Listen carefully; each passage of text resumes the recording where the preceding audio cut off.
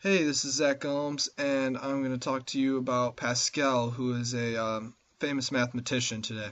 Now, Pascal, he is a famous mathematician. He was born in France, and his mother died when he was very young. Very young is when she died.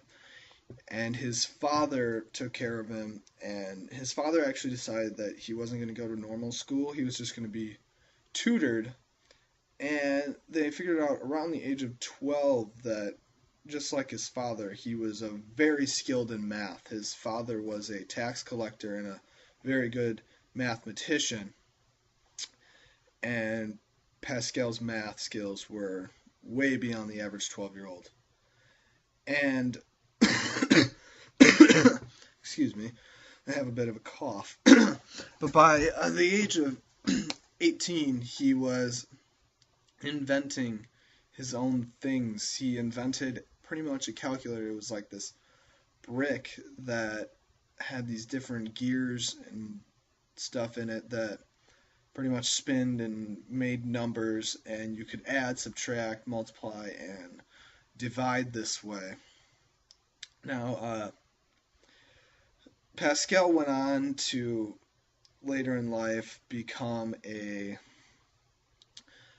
philosopher. He loved philosophy towards the end of his life because he had a near death experience, and it pretty much then he stopped being a mathematician and just like, hey, I'm going to be a philosopher and come up with all these different philosophies. And it was pretty interesting. Not as many people enjoyed him as a philosopher as they did a mathematician, but that's another story. So here are these topics that we're going to discuss, some topics about Pascal's work as a mathematician, not as a philosopher.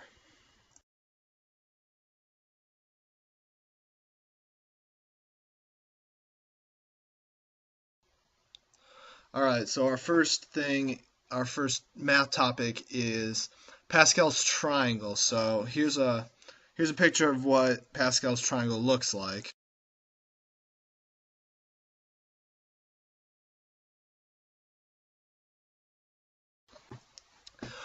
All right, so now that you've taken a look at the Pascal's triangle, I will quickly explain how it works.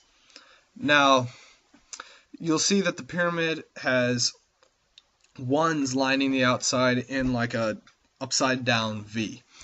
Now, to find out the numbers that aren't ones, you will add the two numbers above it, and then the sum of that number will go directly below it. So on the triangle that I showed you, there's the three green boxes. It's the one, the three, and the four. So what you do is you would add the one and the three, and then since 1 plus 3 equals 4, you would put the 4 down underneath it. So what ends up happening is you keep building and building this triangle, and it just gets massive, and you can do it forever. I mean, I don't know if you'd have time to do it forever, but you could. There's no end. A couple neat things that you can do with Pascal's triangle is the larger you go, the bigger patterns you can see. Is that the first diagonal is all ones, but then right after that, it's all of the counting numbers. So you have the second diagonal is 1, 2, 3, 4, 5, 6, 7, and as you keep going down, it keeps going up as the counting numbers. Now, the third row is what this website that I'm looking at is mathisfun.com. I'm looking at the triangle on there. They call them triangle numbers. I didn't know that until I researched this. Is these numbers equal? You can make like dots or points or whatever, and it equals. It can make a triangle. So they count one because one is like a weird number that you can do like anything with. Then 3, and then 6, 10, 15, 21. It goes on and on and on. Um, so that's just a little bit of the Pascal's triangle. I mean, it goes on. If you can also look at it, and each row is a power of 11, starting at 11 to the 0 is 1, 11 to the first is 11, then 11 squared is 121, 11 cubed is 1331. So it's just a really versatile tool. Now I am going to show you guys how to do combinations and permutations. Alright, so now that we've learned about Pascal's triangle, we're going to talk about binomial expressions and how we can use Pascal's triangle to find them. So I'm going to give you the expression of a plus b squared. Now you could rewrite that out as a plus b times a plus b, because that is what a plus b squared is. But we can use the Pascal's triangle, and if you look at the second row, it goes 1, 2, 1, which is pretty sweet, because what you can do is you can use, so then it turns into 1a squared plus 2ab plus 1b squared.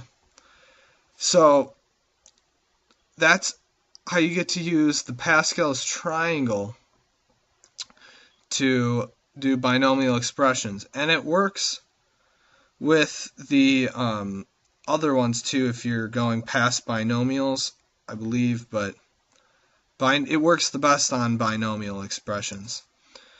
So just to recap, binomial expression, a plus b squared.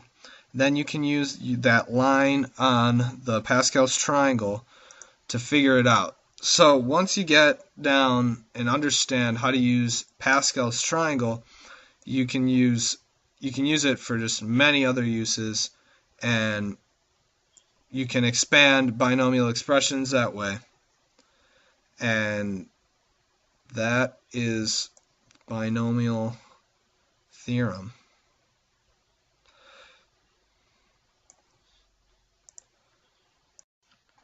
So before I let you guys go, I want to just share with you like a little activity that you could do with a group of elementary students.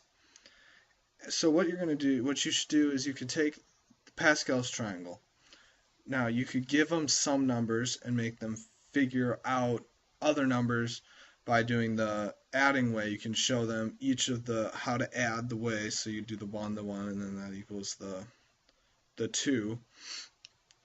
And then you can have them fill out and make their own triangle. I really think that they could do that. It's not difficult by any stretch of the imagination. It's just adding numbers together.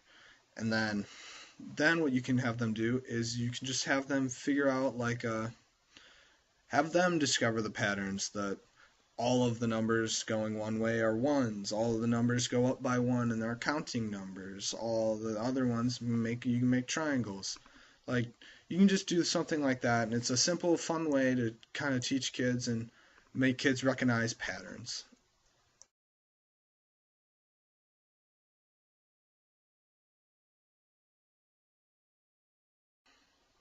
Hey, so that's it, guys. Thank you for watching, and have a wonderful day.